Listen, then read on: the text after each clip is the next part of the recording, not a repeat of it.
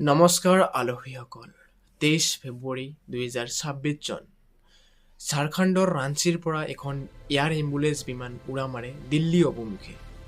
উৰণৰ ঠিক 23 মিনিট পিছত এয়াৰ ট্ৰাফিক কণ্ট্ৰল ৰুমৰ লগত বিমানখনৰ সংযোগ বিচ্ছিন্ন হৈ যায়। পিছত ঝাৰখণ্ডৰ চিমৰা জিলাৰ চতুৰা নামৰ এখন ঠাইৰ প্ৰচণ্ড ঘন জংঘলৰ মাজত গাঁওবাসীয়ে প্ৰকাণ্ড শব্দ এটা শুনা পায়। পিছত প্ৰশাসনক খবৰ দিয়ে। প্ৰশাসনৰ তৎপৰতাত তাত গৈ দেখা পায় যে সেই বিমানখন আছে যদিও চূৰ্ণ বিচূৰ্ণ অৱস্থাত, লগতে পৰি আছে 7জন মানুহৰ মৃতদেহ। তো কি হৈছিল সেইদিনাখনৰ সেই কাল সন্ধিয়াটোত এয়াৰ এম্বুলেন্স বিমানখনৰ লগত? ঘটনাটো আছিল 23 ফেব্ৰুৱাৰী 2026 চনৰ।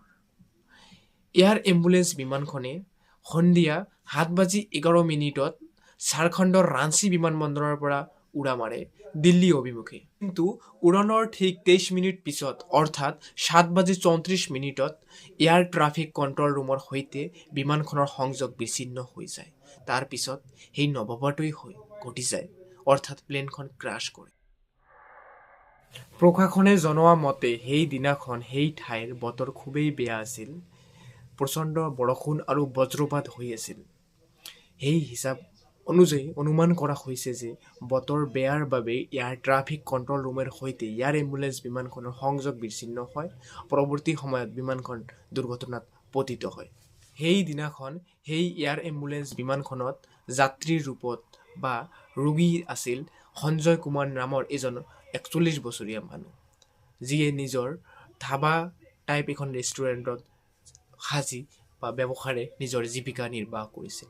যোৱা 16 ফেব্ৰুৱাৰীৰ দিনাখন দুৰ্ভাগ্যক্ৰমে নিজৰ ৰেষ্টুৰেণ্টখনৰ গেছৰ চিলিণ্ডাৰটো ব্লাষ্ট হৈ জুয়ে আৱৰি ধৰে তেখেতক।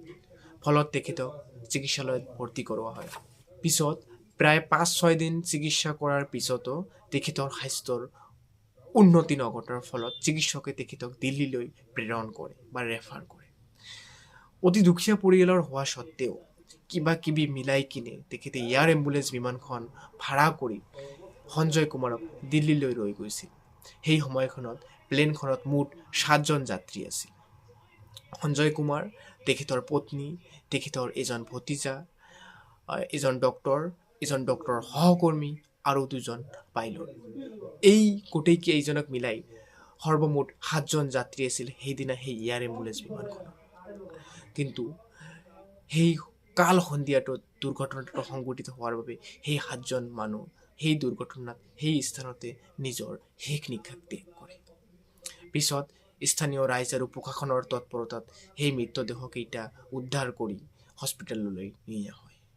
মুঠ 7জন মানুহ, 7টা সপোন, সকলোৱে এক নিমিষতে তছনছ হৈ যায়।